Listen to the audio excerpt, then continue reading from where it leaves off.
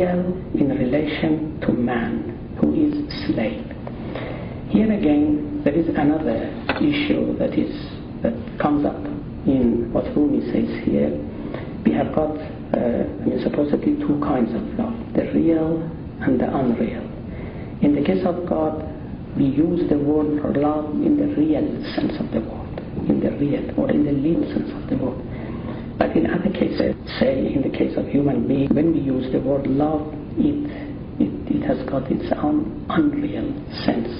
Sometimes they call it figurative love, sometimes nominal love. All these means unreal.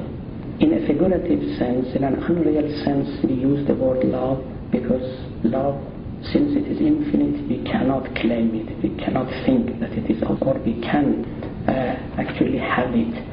And in the case of course, being used in the real sense. So far, and in this very precise and very brief definition, you will see once a number of points which is brought up by Rumi. In the first place, it is infinite. In the second, it is the attribute of God. In the third, it is a real sense of the word, which is being used in the case of God.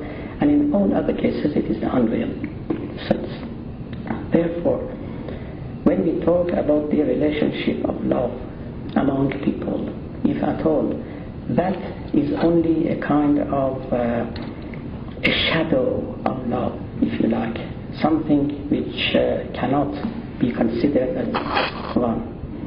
Here, of course, I would like to just mention very briefly in brackets another point which is relevant to the present point, and that is the idea of fear and love. I mentioned that we have two different kinds of mysticism, fear mysticism and love mysticism. Now, according to our mystics, love mysticism is more important, better, more admirable, and more significant than fear mysticism. Why? There are a number of reasons why love mysticism is better than fear mysticism. One of the reasons which is based on the definition just given here is that fear is not an attribute of God, but love is an attribute of God. Okay, now to fear God is not to share an attribute of God, but to love God is to share one of his attributes. Okay, being a lover of God takes you and draws you closer to God and makes you similar to him and gives you his image and gives him your image, because after all, according to the Old Testament and according to Islamic literature, God has created man on his own image. So we are lovers because we have been created on the image of God, imago Dei, as it is usually said.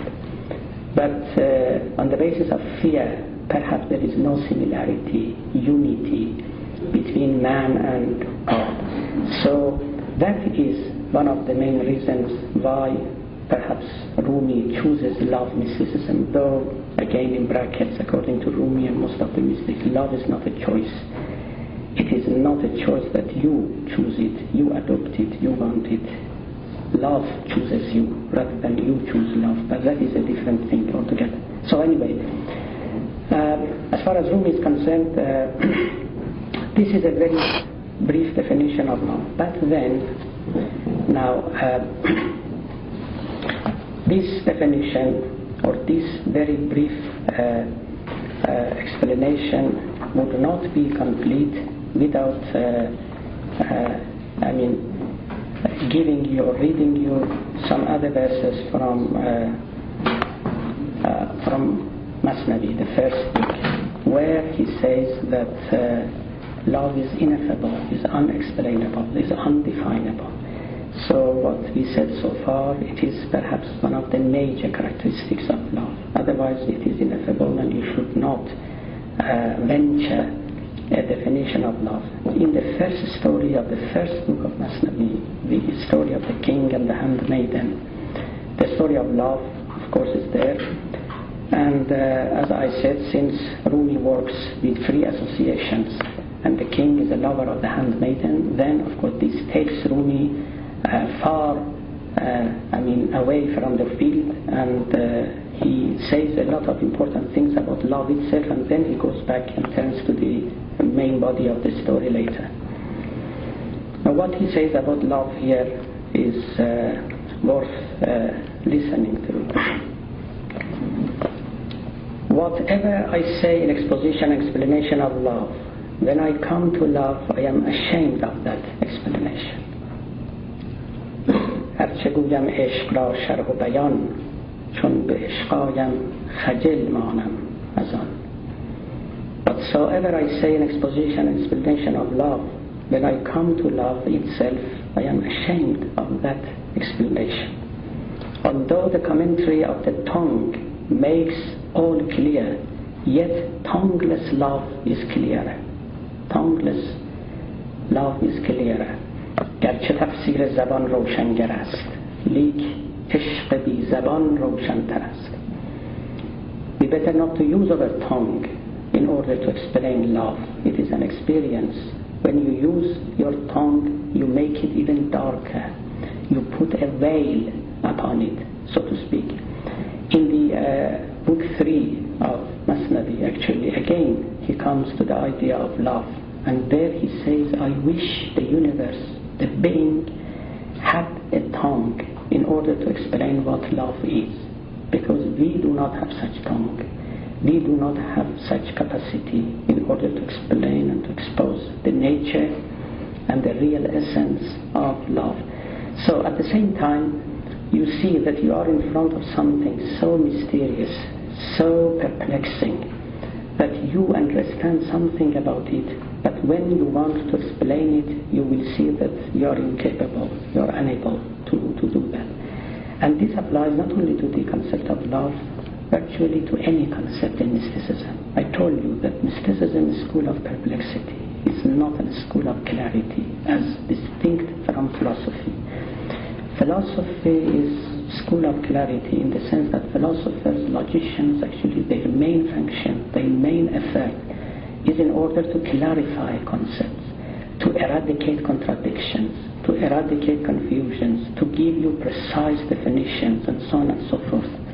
That is the business of philosophy, and to the extent that they can do it, they are successful philosophers and logicians. But in the case of mysticism, you should not expect such a thing from any contemplative. They are working with concepts and experiences, and they are dealing with a field of being and in the universe that it is utterly ineffable, unconceptualizable, perplexing, and abhorring any precise definition. That's why, although the commentary of the tongue makes all clear, yet tongueless love is clearer. Whilst the pen was making haste in writing, split upon itself as soon as it come to love. In expounding love, the intellect lay down helplessly, like an ass in the mire.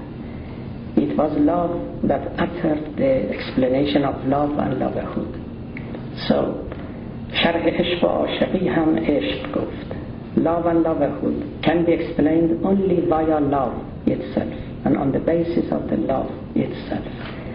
In the modern sense, in analytic philosophy, it is irreducible. It cannot be defined in other terms other than love itself. So you cannot reduce it to any other terminology, any other vocabulary, any other concept. So it can be explained on the basis of itself. If you like, logically it is circular.